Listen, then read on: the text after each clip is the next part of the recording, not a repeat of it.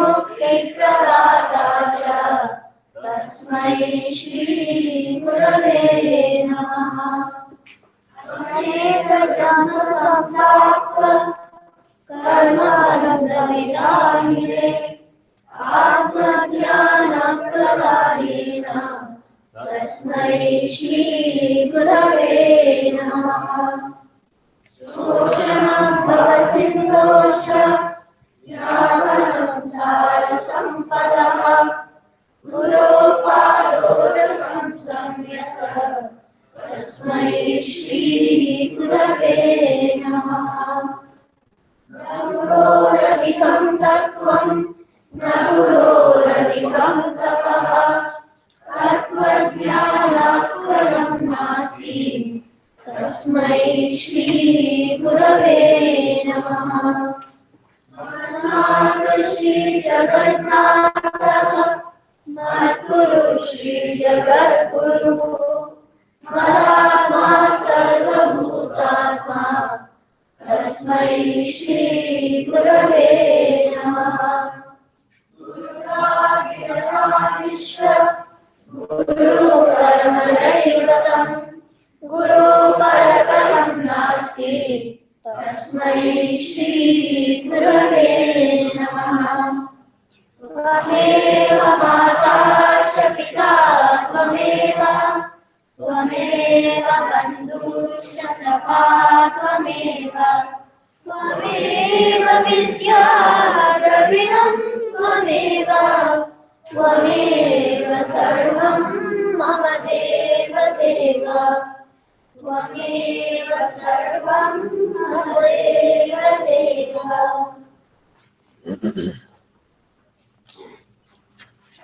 Page number 16.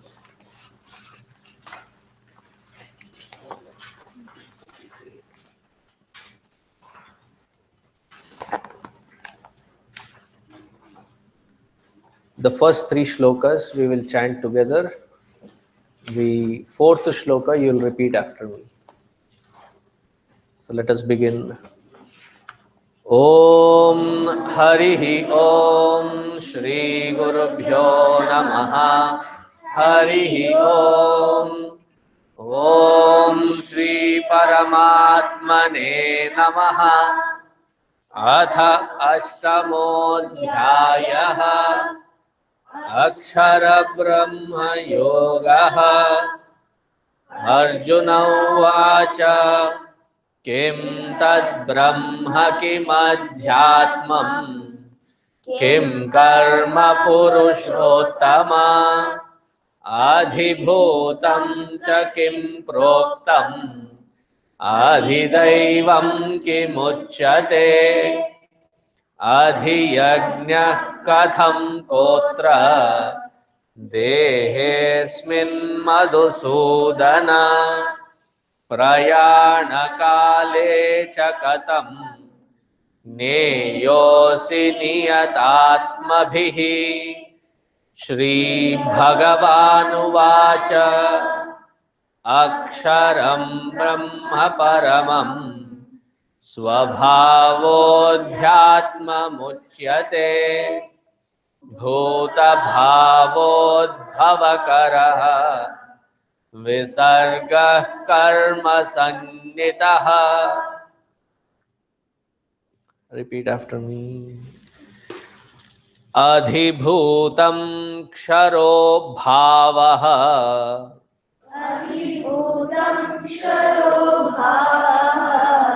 पुरुषश्चाधिदैवतम्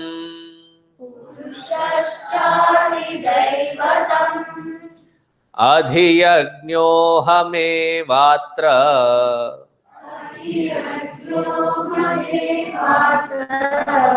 देहे देहभृतां वर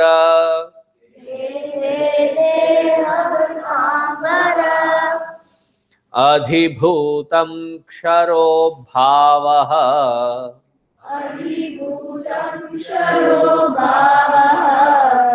पुरुषश्चाधिदैवतम् अधियज्ञोऽहमेवात्र अधिरद्रोहमेवात्र देहे देहभृताम्बर.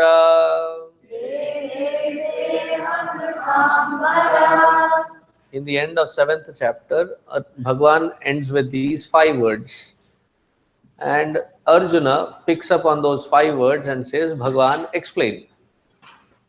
So Bhagwan immediately in the 3rd and 4th shloka gives the etymological meaning of it, a very simple meaning. So I'll just read out the meaning of those 5 words. How they are implementing or how they can be implemented in our understanding and use, that will be the line of thought in next shlokas. So it may find very dry or disconnected because it's completely technical words. So that was the disclaimer. Now talking about the meaning. When we talk about God in our Sanatana Dharma, we refer to him as Paramatma.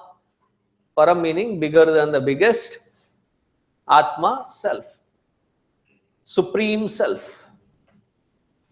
And when we refer to us individuals and our individuality, we call that as Jivatma, limited self. Because the Paramatma is defined as Sarvavyapi, Sarvagnya, Sarva Shaktiman. All pervasive, all knowing, all powerful. Whereas a Jivatma, we are under limitations. We are Alpa Vyapi. How much is it that we can spread? When we sleep, in that lying down posture, we spread the maximum. Beyond that, we can't expand. Right? How much is our strength? Very little. And not just that we have little strength, that at the end of the day we feel tired as well.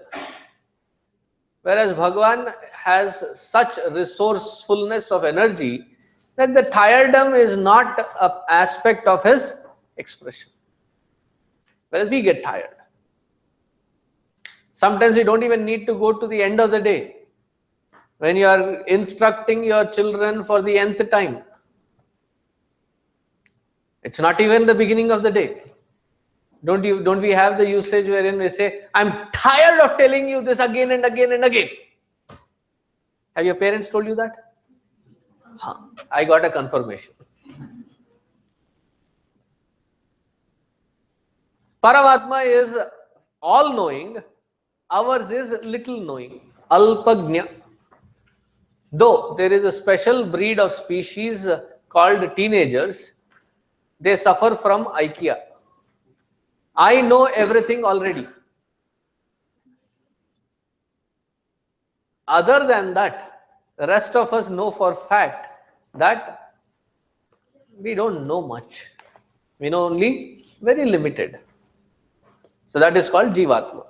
That Paramatma, as explained earlier, is called Adhyatma.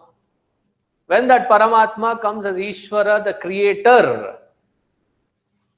So many people ask the question, what is the Hindu way of understanding creation? The 2 key words to explore would be Sarga and Visarga. Sarga meaning generic creations, Visarga means specificity into that creation. Take any Purana and that Purana should cover these topics. The creative surge is called karma of that Paramatma. Adhibhutam, what he has created does not have permanency. The material world is not permanent. Go into any grocery store. Everything that they have on that aisles, don't they have expiration date? Even the one who has gone into the grocery store has an expiration date. What to talk about the things that they have put on the aisle? Right? Everything in this world is bound to change. In fact, the only changeless law of this universe is change is certain.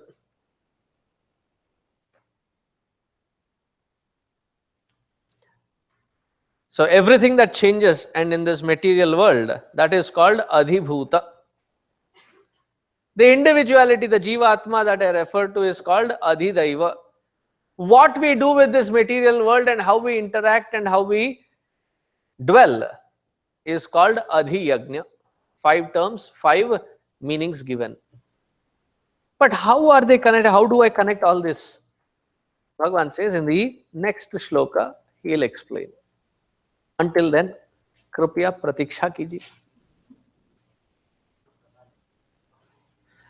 आप कतार में हैं, नहीं, आप दालस में हैं, पर प्रतीक्षा कीजिए. Hari Om. Hari Om. Happy Navratri. Same to you. Today I'd like to introduce 5th grade. They will be sharing what they are learning in class along with the bhajan. They're taught by Nikhil and Shachi.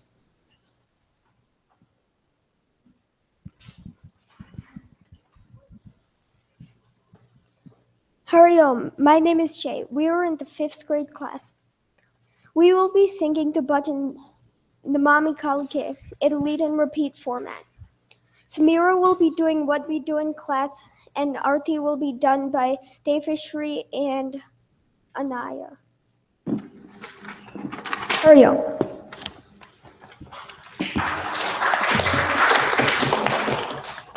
Hari Om. My name is Samira, and this is our 5th grade class taught by Nikhil Bhaiya and Sachi Didi. This year in class, we are learning about values, the keys to success, and the Vibhishana Gita. So far, we have talked about half values and the first value, adamvitvam. We've discussed how a half value is an improper deed done with good intentions, such as lying to save someone's life. Adamvitvam is the action of not lying or portraying arrogance in our daily lives. When we learned about adamvitvam, we also tried to find ways that we would not portray damvitvam, which is the opposite of adamvitvam. Some examples we thought of for ways to stay on track were to make a chart to keep organized, create a journal of past experiences, make a list of consequences, and to always be prepared for anything that can happen. Sachi Didi and Nikhil Bhaiya also gave us take-home activities to do each week to reflect upon the values that we discuss in class. We are looking forward to a great year learning more about these values in the upcoming week. Thank you and Hari Om.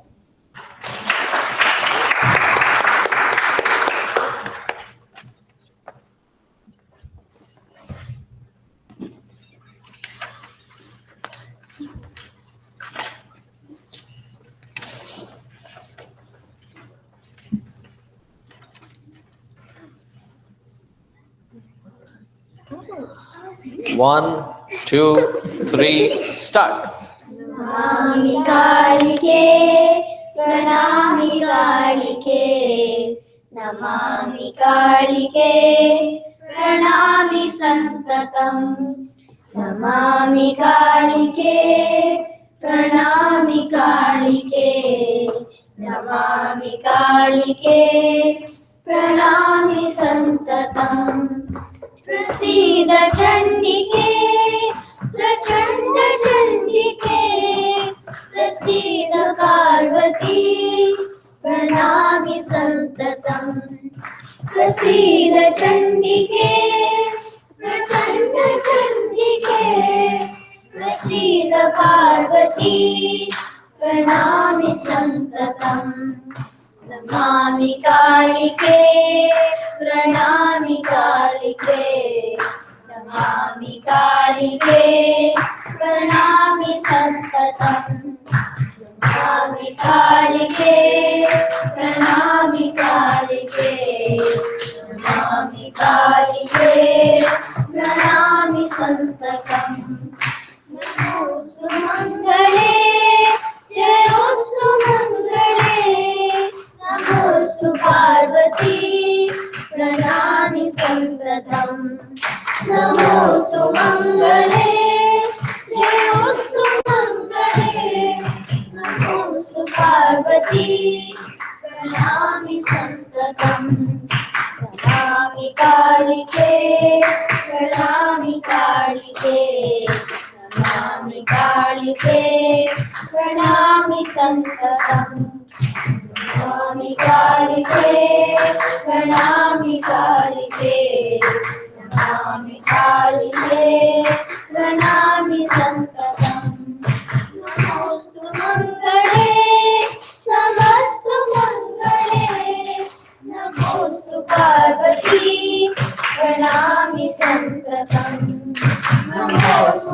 Mangale समस्तु Mangale नमोऽस्तु पार्वती प्रणमामि सन्ततम् नमामि कालिके प्रणमामि कालिके नमामि कालिके प्रणमामि सन्ततम् नमामि कालिके प्रणमामि कालिके नमामि कालिके प्रणमामि सन्ततम् प्रणमामि सन्ततम् प्रणमामि सन्ततम्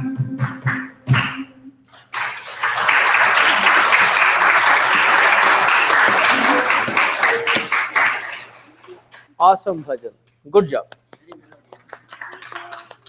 Who taught you this bhajan? Good job, both of you. Good.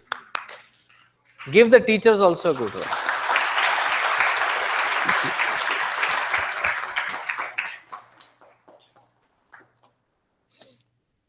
Hari Om, here are a few announcements. This week we're going to have two things that we're going to have. First is there is going to be a Vijayadashmi Puja, both at Chitrakoot and Saket.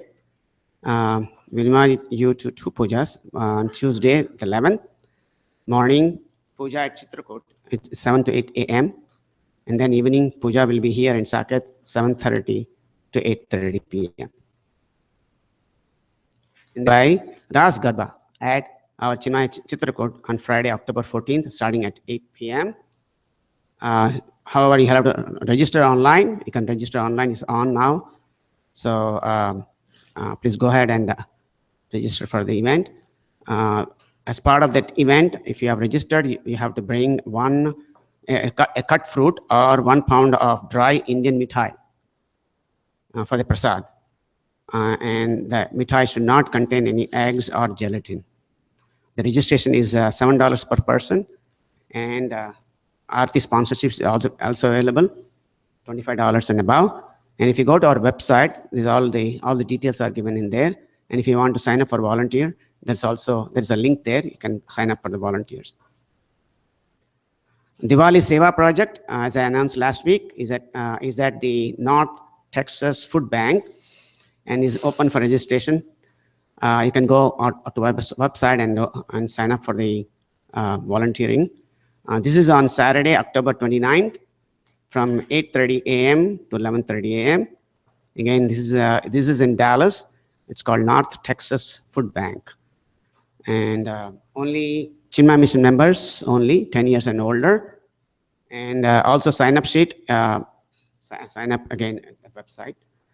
There are maximum of 100 volunteers allowed, and volunteers can earn up to 3 volunteer hours.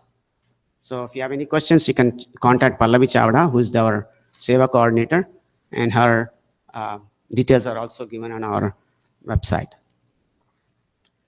Save the date, as we have every year. We have an annual banquet this year on Saturday, December 10th. Please mark your calendars, and more information will follow.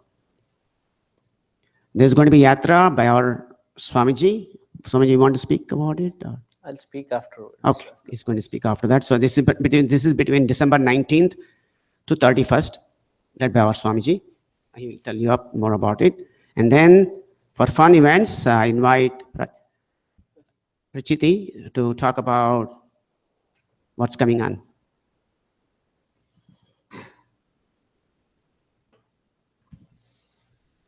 Okay.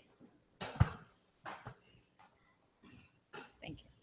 Hari Om, everyone. Hari Om. Hari Om. Hari Om. So I am here to give you guys 2 announcements. Okay, so the first one is just for a selected audience, unfortunately, so I'll start with that. High schoolers, there's a lock-in coming up for Halloween. It's Friday the 28th, and let me pull up the timings. 7:30. 7:30? 7:30, please arrive here. Dinner will be provided, and we're going to have lots of fun throughout the night and just stay up the whole night. It will be in Saket. 6:30 the next day. 6:30 a.m. Saturday. So that's when you will be released. So it's an excuse to pull an all-nighter. It's going to be in a totally sattvic environment. Chicks will be here. So I encourage you guys all to come out. And parent-approved sleepover. Yeah, it'll be a lot of fun. So high schoolers, spread the word to all your friends that aren't here, since I know usually it's quite the class. So good. So second announcement. Second announcement is for everybody. It's for the general session. We're initiating a fundraiser called Penny Wars, and it's a fundraiser for CORD, Chinmaya Organization for Rural Development, and it's a nationwide initiative. So I know centers in California, centers in Arkansas are also initiating this. And so how it works is we have a jar. Thank you. Lovely. We have a jar, and for each session there's a jar, and it's a competition so that the kids can also get involved, and it's a competition between each session. So please bring your loose change, and throughout the Next 4 weeks. Yeah, throughout the next 4 weeks, I think up until November, 1 second. Thanks, guys. November 1st week. So this fundraiser will be going on until November 1st week. So you have lots of time if you forget next week. Can we fill that multiple times? Yes, of course. I was getting Not just one time, right? Yeah, It can be of done course, of course. Don't let the size of the jar fool you. So there can be multiple jars inside the jar. So it's up until 4 weeks for November, and it's a great initiative. All of the proceeds go to the Bhutanese community in the DFW area. So Swamiji conducts actually a session, especially for the Bhutanese community. And this is just a fun way for all of the kids to get involved. So kids, if you see any quarters or pennies or dimes or dollar bills are acceptable, anything lying around your room, just come bring it to session and put it in the jar. And then the session with the most... When she said room, not here, back home. Right, you're individual. And is there a winner, or is there a prize for the winner? Is there a prize for the winning session, Swamiji? It's a surprise. Okay, so there will be a prize. It's to be decided. Okay, so it's TBD, but No, there will be a surprise. Oh, okay. Okay, so it's decided. Huh. Okay, so it's decided, but we will be surprised. So it's going to be great. You know, surprises are always great, especially if they're by Swamiji. And so the winning session will get a treat, and the winning session will get a treat. And so I encourage everybody to participate. It's a great initiative. And so can I have a drum roll, please? Ta-da!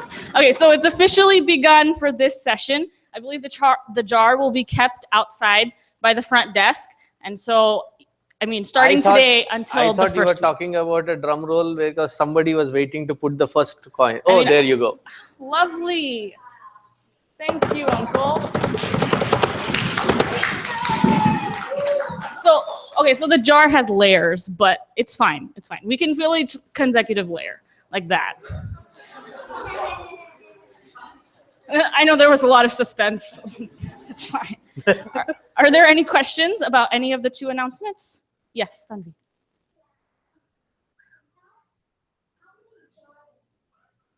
So there's 3 layers in this jar, but like Swamiji said, we can empty out each jar once each layer is full. Then we can keep it going however much we need to until November. Yes. There is no maximum amount. I can tell you one good suggestion though, all of you. I found a lot of people find their pennies, quarter, dimes in the car, between the seats. So it's a good way to clean up the car as well.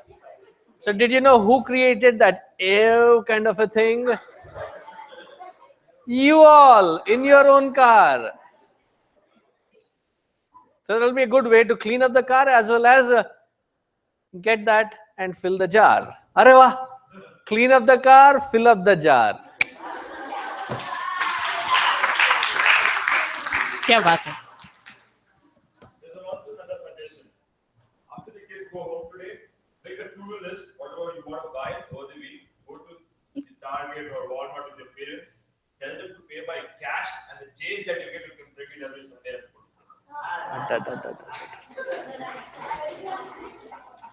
Awesome. And so there's a wonderful line of chicks here. If you guys have any questions, parents, until the fundraiser, feel free to ask any of us. Okay. Thank you.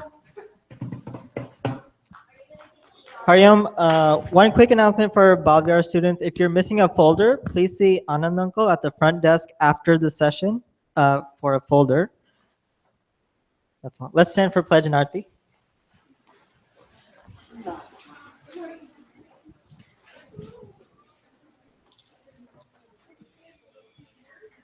Please place your right hand on your heart only. We stand as one family, bound to each other with love and respect. We serve as an army, courageous and disciplined, ever ready to fight against all low tendencies and false values within and without us. We live honestly the noble life of sacrifice and service, producing more than what we consume and giving more than what we take. We seek the Lord's grace to keep us on the path of virtue, courage, and wisdom. May thy grace and blessings flow through us to the world around us. We believe that the service of our country is the service of the Lord of Lords, and devotion to the people is the devotion to the Supreme Self. We know our responsibilities. Give us the ability and courage to fulfill them. Om Tat Sat.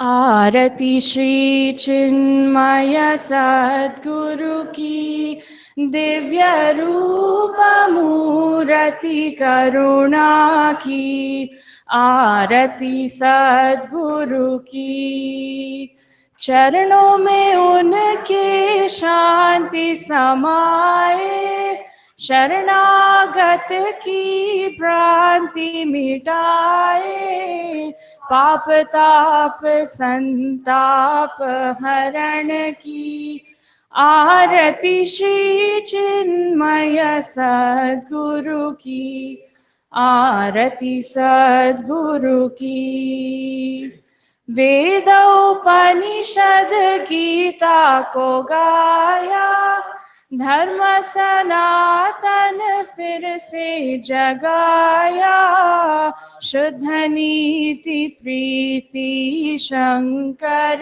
की आरती श्री चिन्मय सद्गुरु की आरती सद्गुरु की सिद्ध बारी के तपोभूमि में नित्य विराजे गुरु हमारे भक्त हृदय आनंद स्रोत की आरती श्री चिन्मय सद्गुरु की आरती सद्गुरु की आरती श्री चिन्मय सद्गुरु की दिव्य रूप मूर्ति करुणा की आरती सद्गुरु की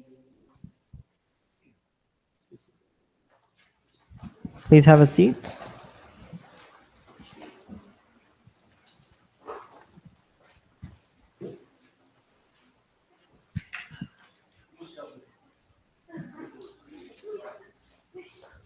Can I ask fifth grade to proceed to their class?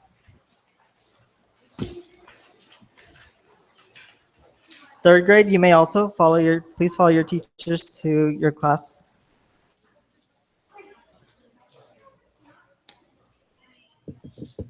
As they are all leaving, can you all chant Om Namah Shivaya?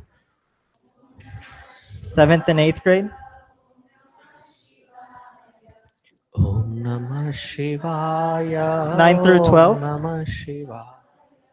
Om Namah Shivaya. Om Namah Shivaya. First grade.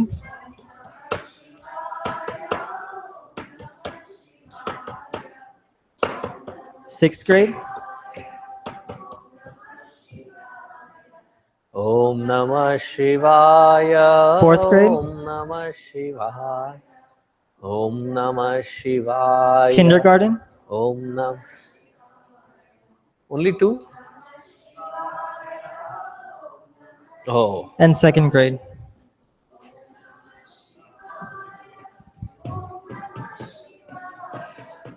Om Namah Shivaya. Om Namah Shivaya. Om Namah Shivaya. Om Namah Shivaya.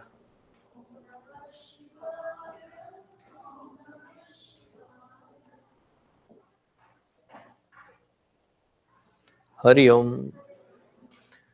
Happy Navaratri, happy Vijayadashmi. Vijayadashmi is yet to come. Oh. Every so often, I try to take a group of people from here so that they can have a good experience of spiritual relevance, an uplifting one, with these different pilgrimages. So there was somebody who came in and said, Swamiji, why don't you organize what do you call a cruise? I said, Baba, I organize pilgrimages. I am not a tour operator. If you want to go on a cruise, go figure that out. So this will be, in a true sense, a pilgrimage. And I have taken in different parts, different yatras. The first time, I believe, when I started, I took them to the Char Dham, Kedarnath, Badrinath, Gomukh, and Yamunotri. And last time that I took was to Kailash Manasarovar. But this year, during December, from 19th through the 31st, 19th December through the 31st December, this is the most beautiful part of India, I should say. It is the coastal west coast through Karnataka, the Konkan belt. It's not just beautiful, but it is also very enriching. One of the best kind of food that you can ever get. How many of you are from Tamil Nadu, Andhra, and other places? Yeah. So the temples in Karnataka are unlike the temples in other South Indian states. Why? Because you find them very clean. And not just that you find them very clean, you don't find beggars. In other temples you may have seen, right?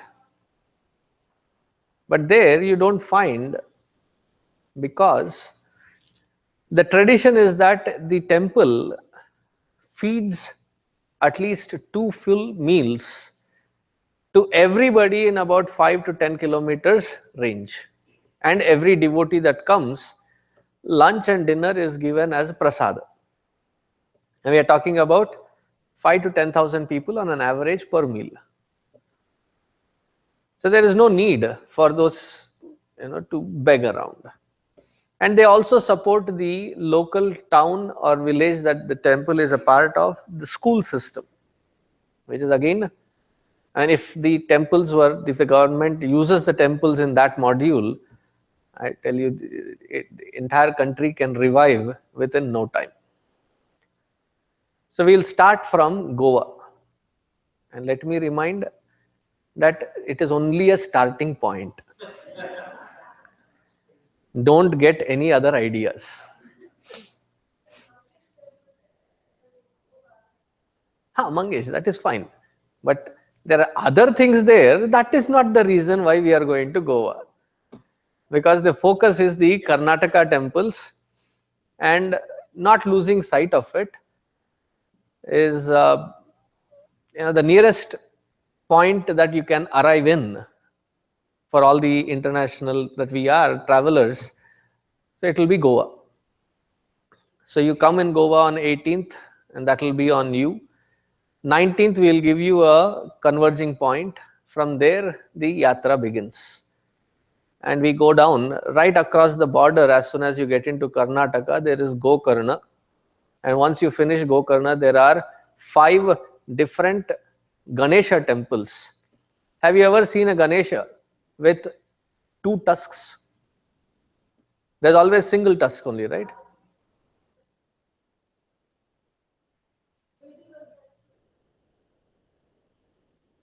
There is only one temple in the on this entire globe where there is Ganesha with two tusks, and that is in Idagunji.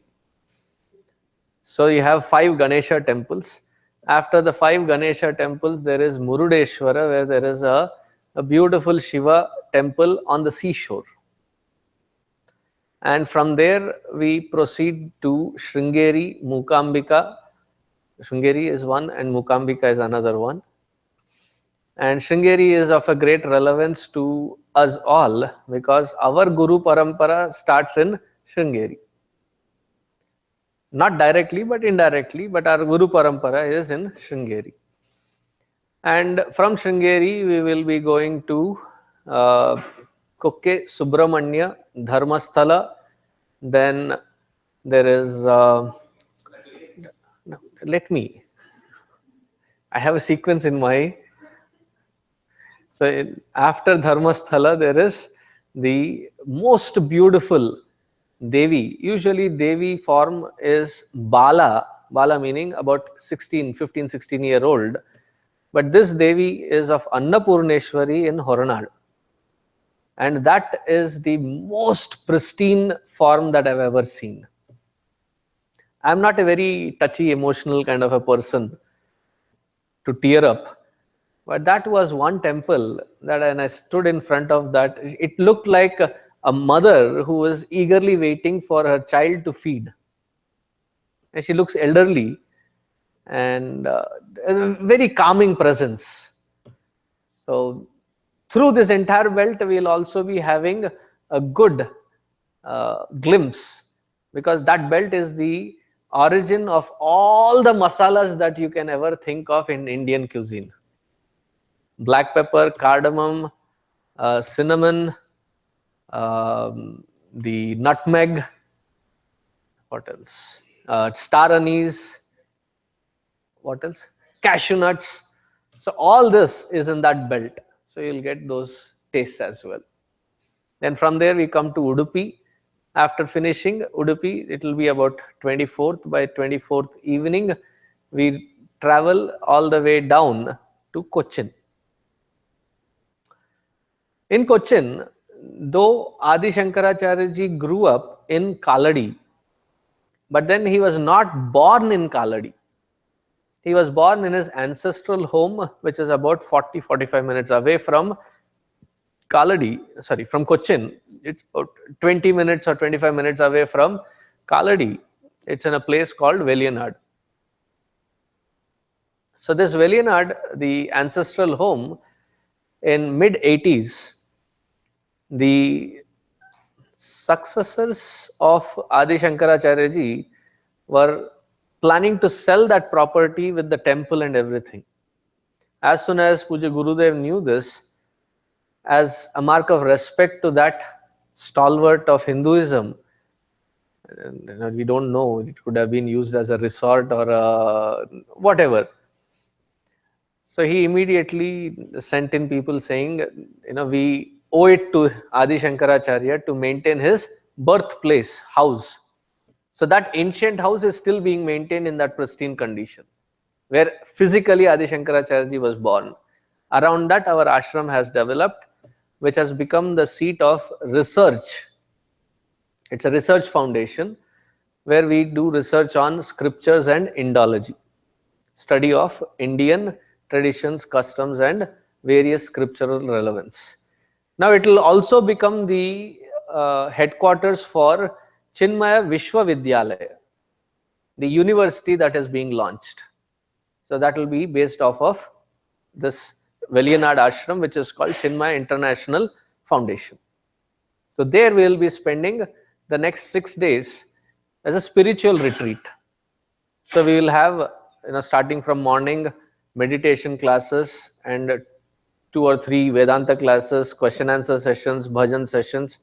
And the most beautiful part is on the 31st, we have that temple in that property where Adi Shankaracharya ji and his entire family would perform their daily rituals, their puja. There we will be inviting the new year by performing the Vishnu Sahasranama Puja, Archana. And thus the camp comes to an end. So somebody was suggesting, Swamiji, you are not marketing it nicely. You should have started it from Cochin and on the 31st end in Goa. So I said, just because I wear ochre, it doesn't mean that I have not taken all the parameters into consideration. That our purpose of spiritual sadhana and life should be from growing from the most materialistic standpoint to the most spiritual standpoint. So it serves the purpose that we start in Goa and end in Adi Shankara Nilayam. So for this, it is about 13-14 days complete. The travel, food and all other arrangements, it is about 950 per person for the entire trip, which I would say is not that expensive at all. So if you are interested, please contact your local Swamiji. You know him, right? Swami Sarveshananda. So contact him and let him know of your interest and participation by next Sunday.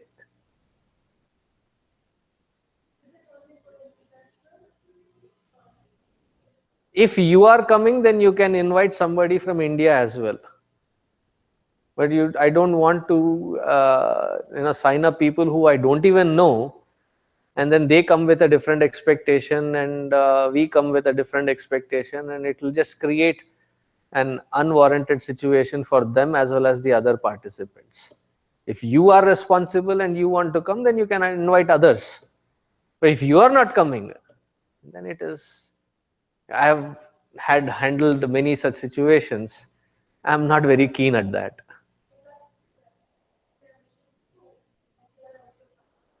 It is a Chinmay mission thing, but it is from here. And if you want to invite others that you know, you have to be a part of it. You are directly responsible for the ones that you are suggesting. So it's a beautiful trip, an amazing, and it's a best time. Because India, summer time is a little difficult, but these coastal belt, December is the best time frame to go. Anybody from the coastal Karnataka area? Konkan belt? Kidhar? Surat Kalla. You lived in Manipal. Half. So it's a very beautiful location. It's one of my favorites. So think about it and let me know. Getting back to Bhagavad Gita. So remind me what we did the last time we met.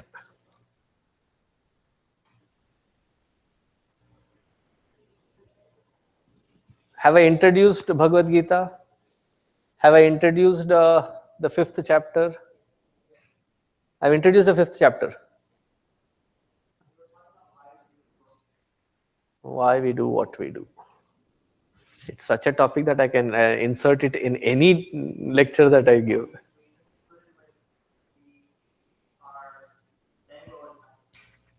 End goal is happiness. Okay.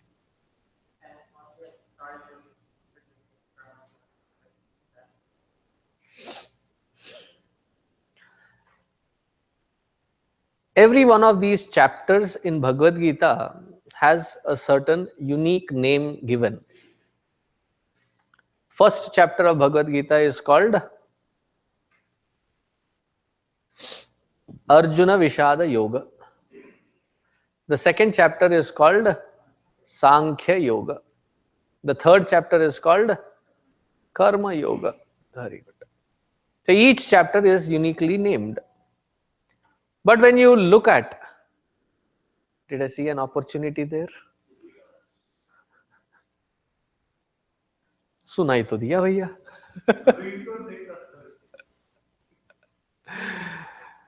That's why I don't say that your phone should not ring. I said anything other than me speaking, if it makes noise, you end up paying. The only people that are barred from paying are the little ones if they make any sound. That much I can. Now going forward, all these chapters, when you look into the origin, Mahabharata, it comes in Yuddha Parva. Yuddha Parva, the canto wherein it talks about the war. The first 9 days of the war, first 9 days of the total 18 days, it is dedicated to Bhishma. Because on the 9th day evening is when he was shot down by Arjuna and he was on a bed of arrows. Up until then, it was Bhishma who was the commander-in-chief of the Kauravas. So that segment is called Bhishma Parva, the segment of Bhishma in Mahabharata. So in that segment of Bhishma, 3/4 through that Bhishma Parva, on the 9th day of the war is where we find Bhagavad Gita. In that Bhagavad Gita, when you look at it, there are chapter numbers, but there is no name for these chapters. These names and the end statement of each chapter, which we all read even in the 7th chapter, right? Om Tat Saditi Srimad Bhagavad Gita Su Upanishatsu Brahma Vidyayam Yoga Shastre Shri Krishnarjuna Samvade. The chapter name, chapter number, Samaptaha. Right? That statement, they are attributed to a great saint from Varanasi, Banaras or Kashi. His name is Swami Madhusudana Saraswati. He was of the same time frame as, or he was a little aged, he was way senior, and it was the time frame of Goswami Tulsidas ji when he had composed Ramcharitmanas. Goswami Tulsidas ji also hailed from Kashi, Banaras. When he wrote this Ramayana, it was in a local dialect. Up until then, even if it was recomposed into different languages, it was the chaste form of that language that it was translated into or reworked into. Whereas this particular Ramayana was not of the chaste Hindi, but it was a certain dialect of Hindi called Awadhi. And Awadhi is not considered as a pure form of Hindi, it is considered as a dialect of it. And when there are traditions that are established for thousands of years, suddenly somebody brings in a change. It is not that easy to stick with that change. There is resistance. People will cry foul. So just to give you an idea as to what I'm talking about. If today somebody were to translate Ramayana into the dialect of Hindi that is spoken in Bombay, specifically called as Tapori Hindi.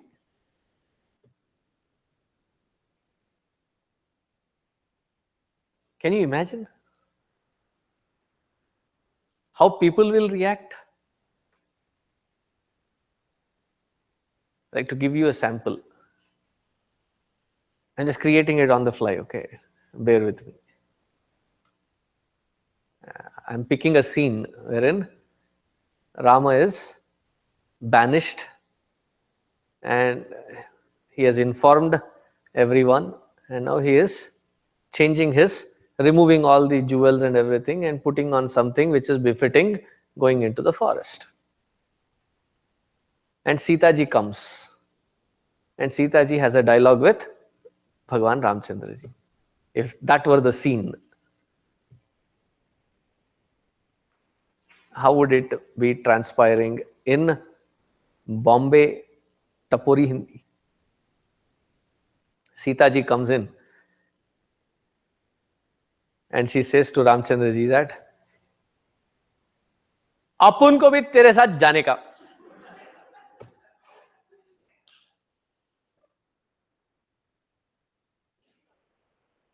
Then Bhagavan Ramchandra ji, while changing himself into those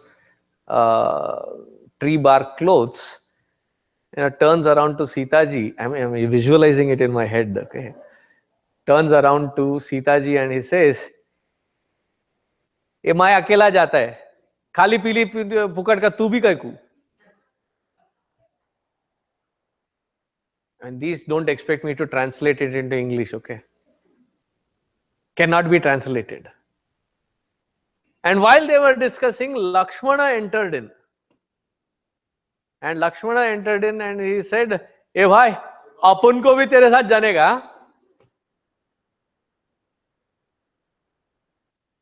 And Bhagavan Ramchandra ji was almost about to object to it. And Lakshmana said, "ये अपन ने अपने wife को भी बोल के रखेला है, सबको बोल के आया मैं, अब तू ना बोलेगा तो सबके सामने अपन का पोपट हो जाएगा."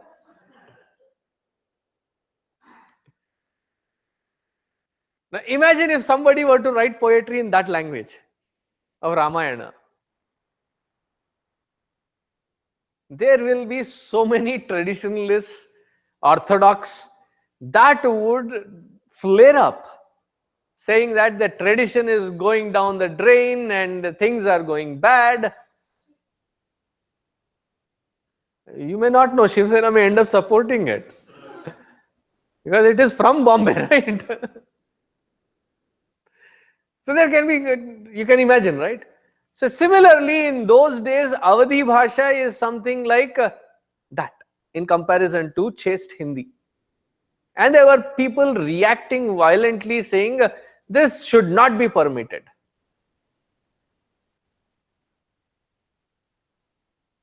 To give you another example of how that reaction actually works is something like, in traveling through US for the last many years,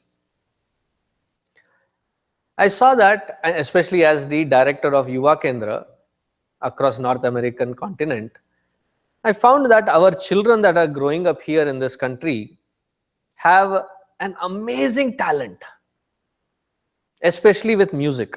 Don't you agree? They are good singers. They sing Western, they sing Eastern, they sing classical in Hindustani or Carnatic. They're very good at their instruments, flute, violin, guitar, piano, acoustics, various things that they play. So my dream was to identify this talent and create a process wherein all this talent can be channelized and create a project around it. So about 4 years ago was the first time when we launched a band with these youngsters and we called it Yuva Rhythms. I don't know how many of you were in the Mahasamadhi camp. So those of you who were in the Mahasamadhi camp, you had a good display of it with the live band performance. And we released that that was the third CD. We released that third CD. Anybody a good singer here? It's not that you think that you are a good singer, but you should be a good singer. Because I come from the category of I think I am a good singer, kind of. Anybody? Oh. They have to know the specific song that I am asking. There is a Tamil song called Prabho Ganapate.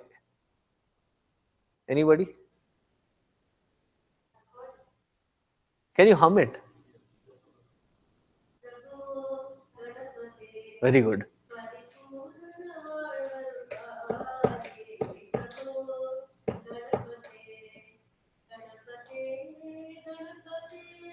Very good. Thank you. So that is the traditional song. Do you know who composed that song? Who wrote that song? Oh, definitely not.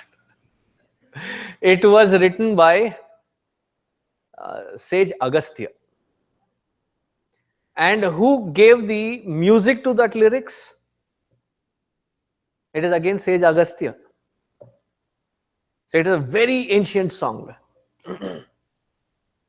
So I brought these people to a workshop and then gave them this song. And then I said, challenge is that how would you envision this song be delivered to your age group? How would you think about it? So when in that CD, we have this piece. I'm just putting the mic there so that you can listen.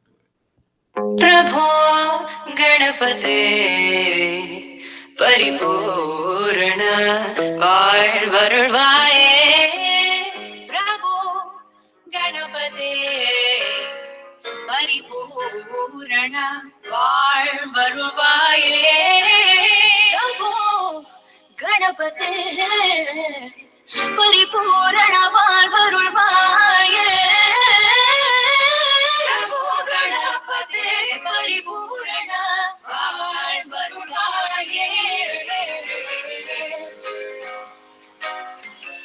You get the idea. So they completely transformed it.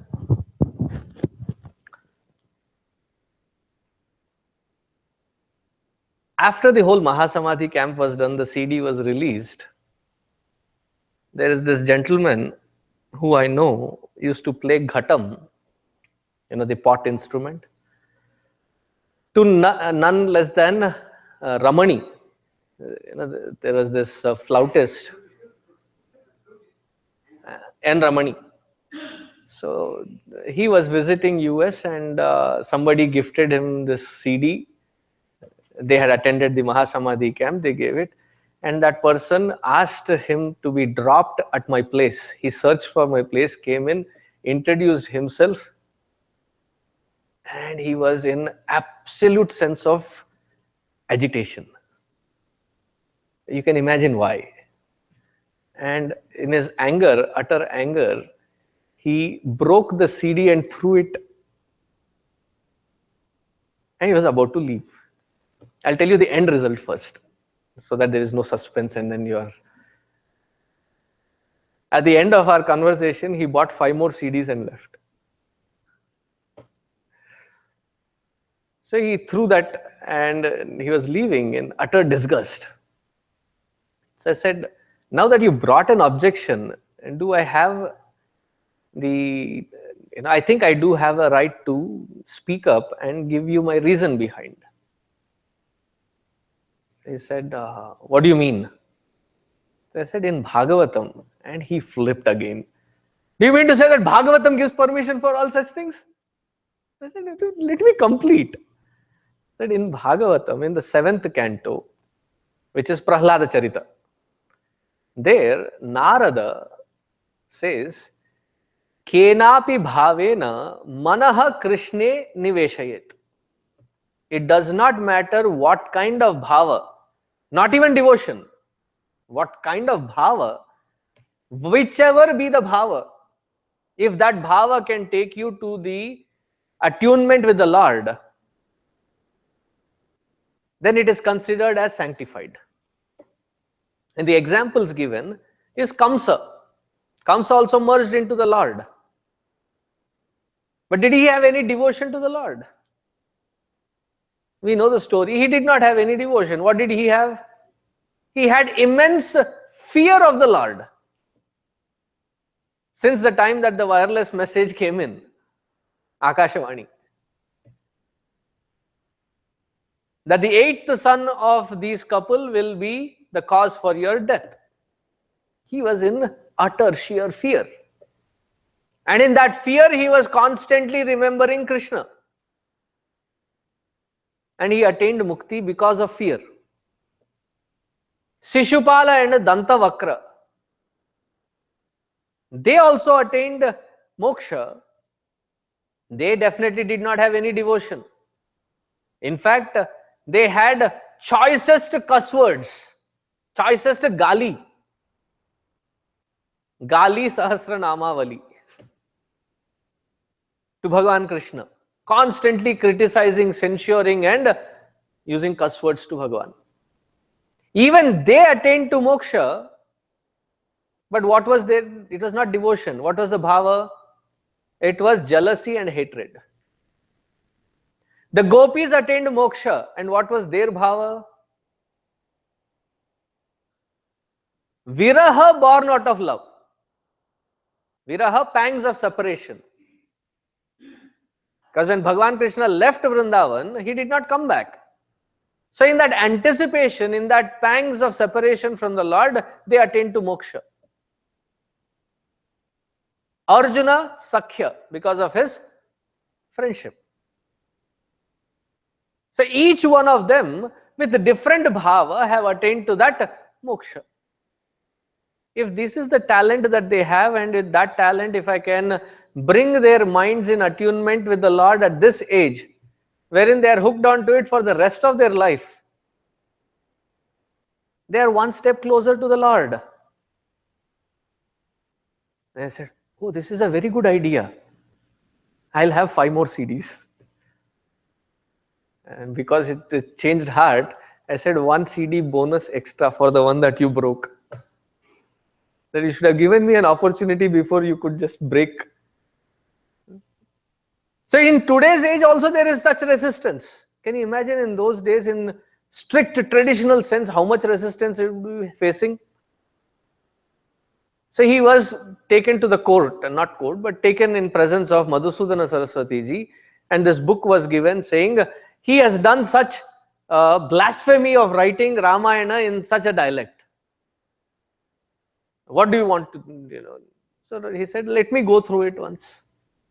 After going through, he called again a gathering, a meeting, and he said, this book is not just worthy enough to be published or circulated, it should be popularized. And because he held that authority in the Hindu mindset, that people agreed to it. And that is what gave stamina to that Ramcharitmanas to forge ahead. That was because of Madhusudana Saraswati ji. And this Madhusudana Saraswati ji gave the title to each chapter, the ending statement to each chapter, and he is also accredited to one more addition into Bhagavad Gita. Usually Bhagavad Gita is a scripture where any Tom, Dick and Harry cannot add or subtract shlokas from there. But because of his authority, the 13th chapter of Bhagavad Gita, which seemed to start very abruptly, his addition of 1 shloka there is been considered as very legitimate. So now Bhagavad Gita has 701 shlokas thanks to Madhusudana Saraswati ji. Before I shift the topic, many of us know the Gita Dhyanam, the invocation for Gita. Parthaya pratibodhitam bhagavata narayanena swayam. So that invocation was also written by him. If you don't know Parthaya pratibodhitam, at least you might know Mukam karoti vachalam pangum langhayate girim yat kripa tamaham vande paramananda madhavam. That comes from that hymn. So it was because of his thinking that these names have been changed. The 5th chapter, what is it named as? Jnana Karma Sannyasa Yoga, or abbreviated as Sannyasa Yoga. Have you all heard of the word sannyasa? Yes, no? Okay, good. You all have heard the word sannyasa. What does sannyasa mean?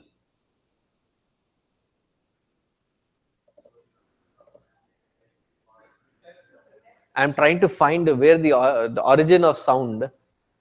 I got it. Please.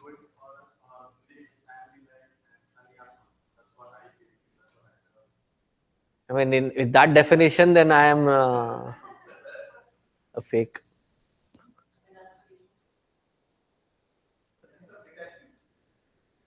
Renunciation, sense of detachment.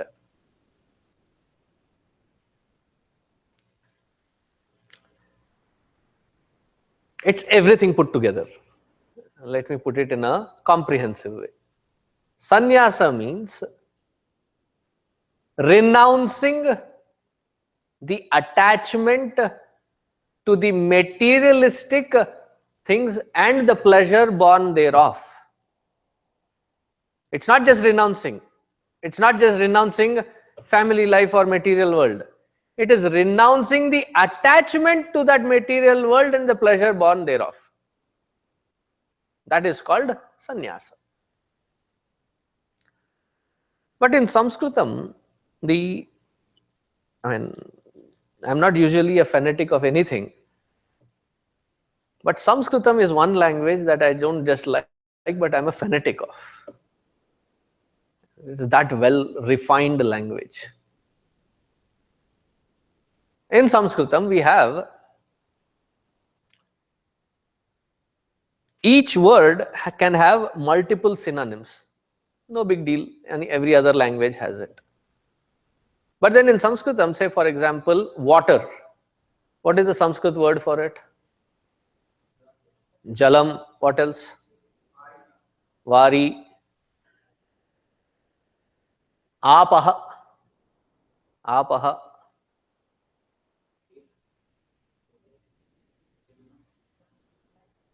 Neer may not be purely Sanskritam.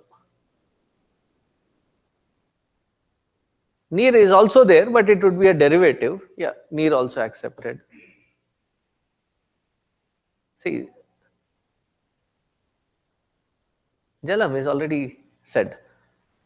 See, when the clouds burst open and the first time the droplet starts falling downwards, that pure water is called Ambuda or Ambuja. That which is born of the cloud. Huh? That is fine. Ja is that which is born. That water, when it hits the earth and it is soaked in the earth, that water is called Parjanya. It comes in Bhagavad Gita also. Yajnat bhavati Parjanya. So Parjanya, why? Parijanayati, that which gives the opportunity for the earth to reproduce and bring greenery forth. That which flows in the river, that water is called Vari. Therefore, the river has the name Varida. Now, that water which is taken in any other format of a glass or a mug or a pot, that becomes Jalam. Each one has a point of reference as to what it is used for or how it is impacting. Very specific, synonyms. On the other hand, a single word can have multiple shades of meanings. Like the word dharma has 47 different shades of meanings. Shraddha has about 38 different shades of meanings. Similarly, the word sannyasa has multiple meanings. Have you heard of such stotrams, chantings, hymns called Vishnu Sahasranama, Lalita Sahasranama, Rudram? Rudram includes that also. Have you heard of all these? So when you chant that, there is the main mantra portion and there is a Purva Patha, the precursor to that main mantra. That precursor is where you find the following things. You have Anganyasa, Karanyasa, Hridayanyasa. If you go to Rudram, you have Mahanyasa and Lagunyasa. What does Nyasa there mean? Nyasa there does not mean to renounce. So the root word for sannyasa is again Nyasa. Yes, one meaning of it is to renounce, that we have already established. The other meaning of the word Nyasa is what is indicated through these Anganyasa, Karanyasa and Hridayanyasa. What does that Nyasa mean there? To invoke and to firmly establish in is also called nyasa. To invoke and to firmly hold or establish in is called nyasa. That is what is the total process. To invoke first and then establish that.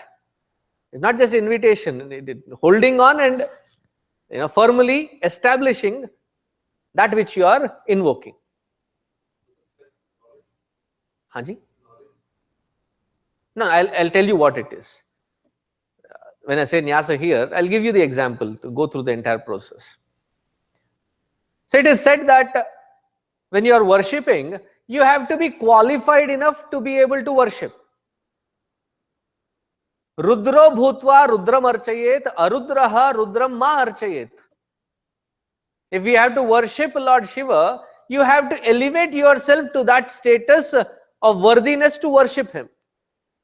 Now, how do you elevate yourself? The heart, the mindset has to be changed. Therefore, Hridayanyasa, in your heart you invoke that Lord and establish that divine concept and change the mindset. That is the Hridayanyasa. How do you do that worship? The main tool that you use is your hands. Therefore, you invoke different Adhisthana Devatas in your hand and sanctify it before you worship. There are different limbs. So, Anganyasa, in these different limbs, you are invoking again the Adhisthana Devatas, and with that presence purified, we perform. If you go into Mahanyasa, the entire Rudram and Chamakam will take 25 minutes. But Mahanyasa itself takes about 1 hour 40 minutes. And when I am chanting, it is usually at an express speed. And for me itself, it takes about 1 hour 40 minutes. And what they are doing is invoking all different gods, deities on different limbs. And invoking them and establishing them, elevating yourself to that status to be able to worship. That is called upasana. Puja is not just putting a statue and then and throwing flowers there. It's a process of upliftment. Uplifting oneself from the baser mind to a nobler mind.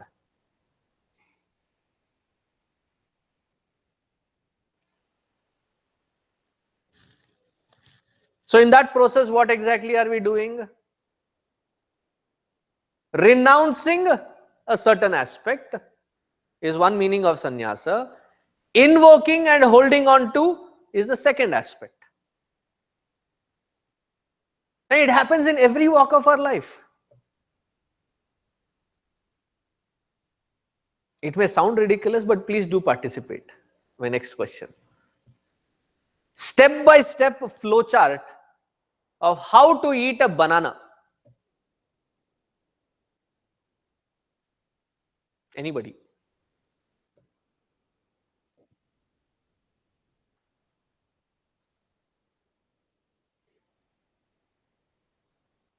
Okay, take it out from the cluster, then cut the top portion,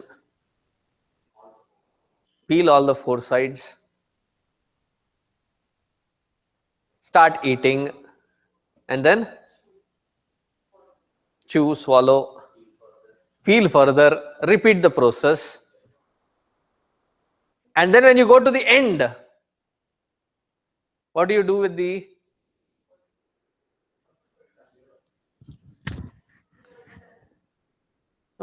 peel? Like growing up in India, to eat and then ta-tang.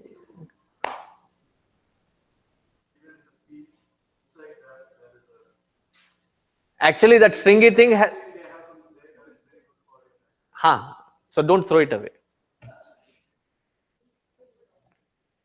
So it is like, pull it out, chew the whole thing, and then the peel itself, you throw. Right? So in this whole process, what are we doing? Though the nyasa definition of renouncing and holding on to something seem to be contradicting, but both put together gives a comprehensive meaning. Not just one aspect of it. In this whole process of eating a banana, we have firmly held on to the fruit. And what have we discarded? The peel. Renouncing the peel. And while you're renouncing, is there any mushy feeling towards the peel? Oh, peel. If not for you, this fruit would not have been protected to reach from the plant to the market, to the shop, to my house, to my mouth, to my tummy. And do you have any such emotional baggage towards the peel? The peel is no more appealing. That which was appealing is already in. Swaha, aha, and then you throw it away. When you're walking on the flight of stairs, what do?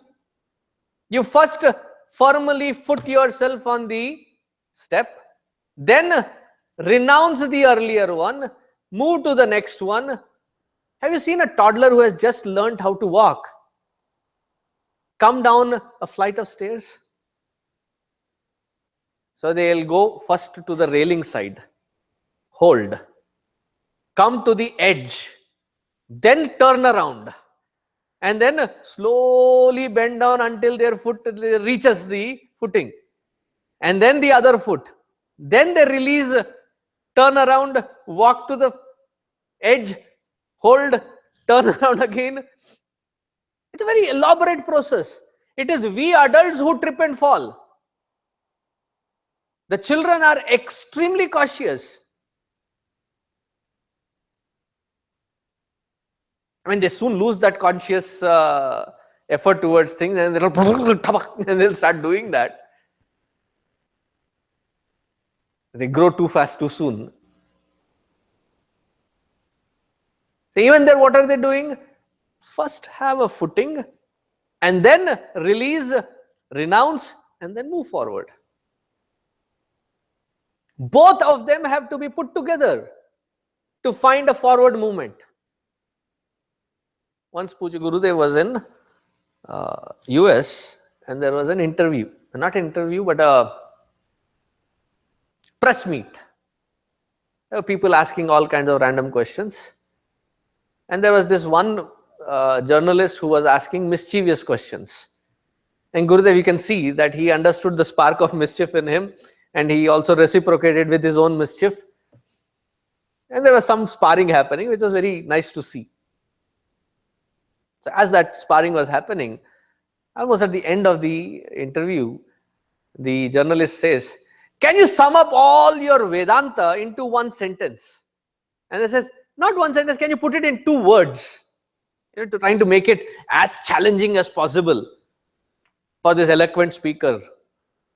So Gurudev smiles at him and says, "Are you sure?" He says, yes, 2 words.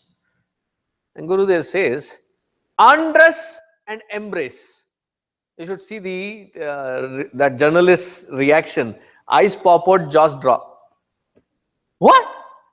What do you mean by that? You asked for 2 words and I gave it to you in exact 2 words. Anything that I say now will be more than 2. So he pleads kind of, okay. Undress the ego and embrace the divine. Renounce that which is not required and hold on to that which is required. It puts both these meanings of sannyasa in one apt format. To renounce that which is not required, which is the ego. And that which is required, hold on to it firmly. When these both acts happen simultaneously, one after the other, that is when there is a complete experience of spirituality. Spirituality is very straightforward and an easy path. What makes it difficult? Dieting, is it difficult? To not eat food is not difficult. What is difficult is when those enticing things happen. I give in to my own baser self and it pulls me down.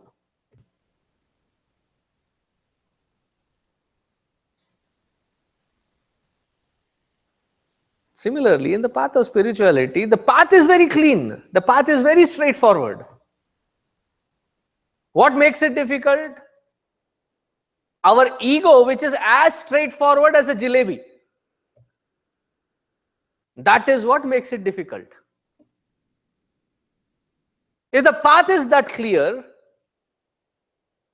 the process is that simple, why is it that you and me find it so difficult to apply this path in our day-to-day life? Is it even possible to live, execute without ego?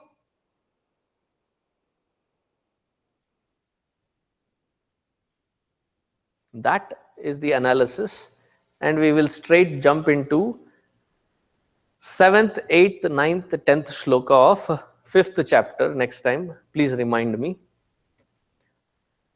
Which will directly talk about whether it is a possibility to live and execute a life without ego as an intermediary layer.